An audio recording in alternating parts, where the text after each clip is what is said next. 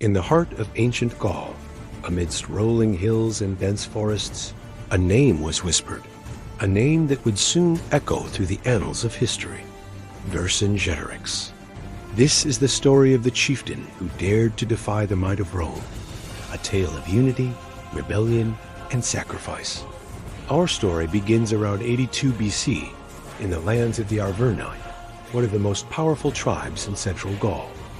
Vercingetorix was born into nobility.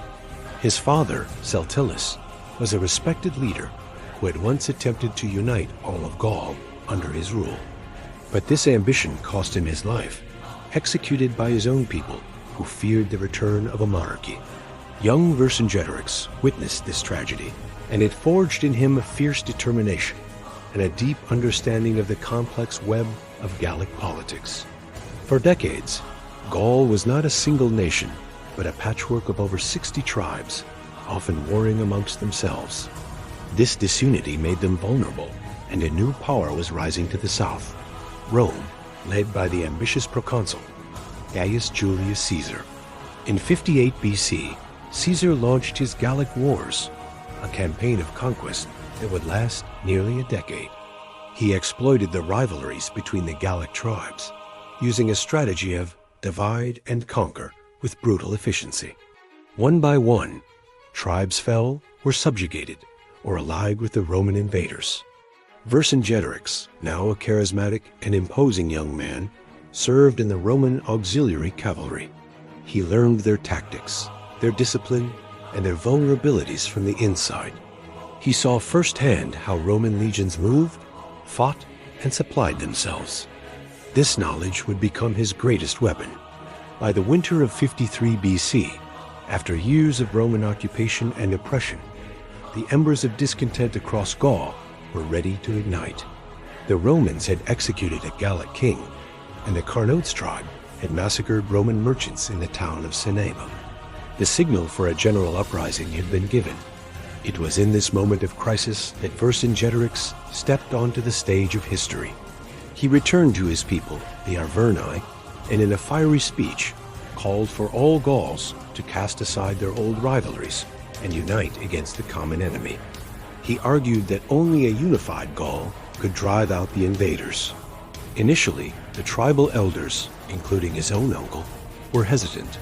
They feared Roman retribution and Vercingetorix's ambition. They banished him from the capital Gergovia. But Vercingetorix was undeterred.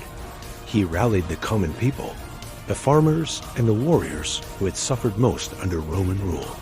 His charisma was magnetic, his cause just.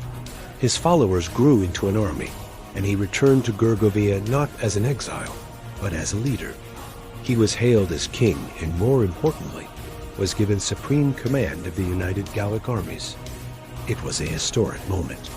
For the first time, a vast coalition of Gallic tribes stood together under a single banner. Vercingetorix was no mere brute. He was a brilliant strategist. He knew he couldn't defeat Caesar's legions in a conventional pitched battle. Instead, he implemented a scorched earth policy. His plan was audacious and ruthless: burn their own towns, villages, and fields to deny the Roman army food and supplies. "We must make a desert of our own country," he declared. This strategy, known as Fabian tactics, aimed to starve the enemy into submission. It was a terrible sacrifice for the Gallic people, but many agreed it was necessary for their freedom. The policy was put into devastating effect. Over 20 towns were burned in a single day. However, when the Gauls reached the city of Avaricum, a wealthy and well-fortified stronghold, its inhabitants begged Vercingetorix to spare it. He reluctantly agreed, a decision that would prove costly. Caesar, desperate for supplies, laid siege to Avaricum. Despite a heroic defense, the city fell after 27 days. The Romans, enraged by the siege, showed no mercy, slaughtering almost the entire population of 40,000 men, women, and children. The fall of Avaricum was a brutal blow, but it didn't break the Gallic spirit. Instead, it hardened their resolve. Vercingetorix's army swelled with new recruits, and he led Caesar on a chase through central Gaul. The next major confrontation came at Gergovia, Vercingetorix's home fortress. Here, a Gallic leader's genius for strategy shone. Gergovia was situated on a high, steep plateau, a natural fortress. Vercingetorix positioned his forces masterfully, fortifying the heights and controlling all approaches. Caesar, uncharacteristically overconfident, attempted a direct assault. The attack was a disaster. The Romans were caught in a complex web of Gallic defenses and were repulsed with heavy losses, including 46 centurions. It was a stunning victory for the Gauls and a humiliating personal defeat for Julius Caesar, one of the very few he ever suffered. For a moment, it seemed the tide had turned. The rebellion gained even more momentum, with more tribes, including some longtime Roman allies, joining Vercingetorix's cause. Gaul was almost entirely united in revolt, but Caesar was a master of adaptation.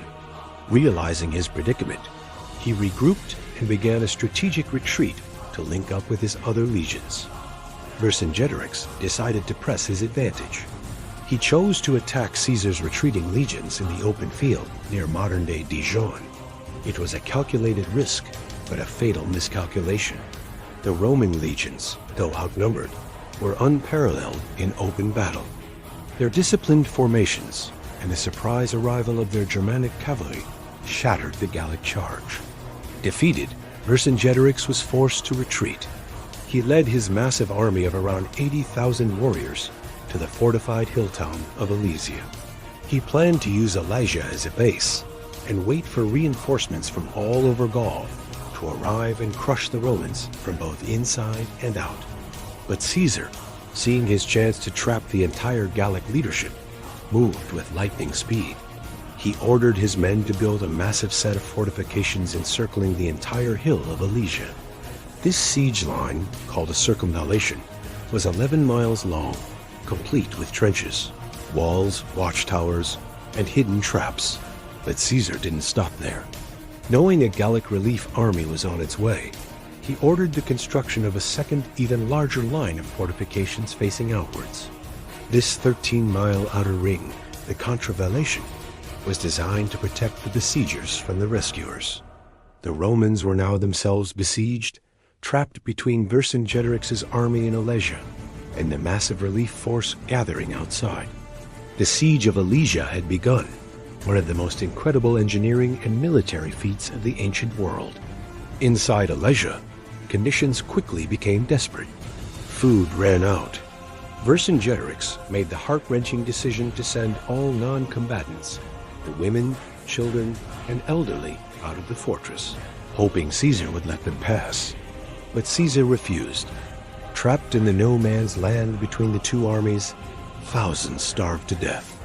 Finally, the Gallic relief force, an immense host said to number over 250,000 men, arrived. They attacked Caesar's outer wall, while Vercingetorix and his men simultaneously charged out from Alesia to attack the inner wall. For days, a gigantic, chaotic battle raged on two fronts. The Romans were stretched to their absolute limit, fighting for their very survival. Caesar himself rode along the lines, his scarlet cloak visible to all, rallying his exhausted troops. In the final decisive clash, a Roman cavalry charge led by Caesar's second-in-command, Labienus, slammed into the rear of the Gallic relief army, causing it to break and flee. Seeing the relief force defeated, the warriors inside Alesia lost all hope. Their rebellion was over. The next day, the gates of Alesia opened. According to the Roman historian Plutarch, Vercingetorix donned his finest armor, mounted his best warhorse, and rode out alone. He circled Caesar's tribunal before dismounting, laying his weapons at the Roman general's feet and surrendering in silence. Vercingetorix was taken to Rome in chains. He languished in a dungeon for nearly 6 years. In 46 BC, he was finally paraded through the streets of Rome as part of Caesar's magnificent triumphal procession, a living trophy of the conquest of Gaul. After the parade, he was taken to the Tullianum, a subterranean prison, and was ceremonially strangled. His life ended not on the battlefield, but in a cold, dark cell far from the Gallic lands he fought to free. With his death, the spirit of independent Gaul was broken. The Gallic wars were over. Nearly 1 million Gauls had died, and another 1 million were sold into slavery. But the legacy of Vercingetorix endured. In the 19th century, as France forged its national identity, he was resurrected as a national hero, a symbol of French patriotism and resistance against foreign invaders.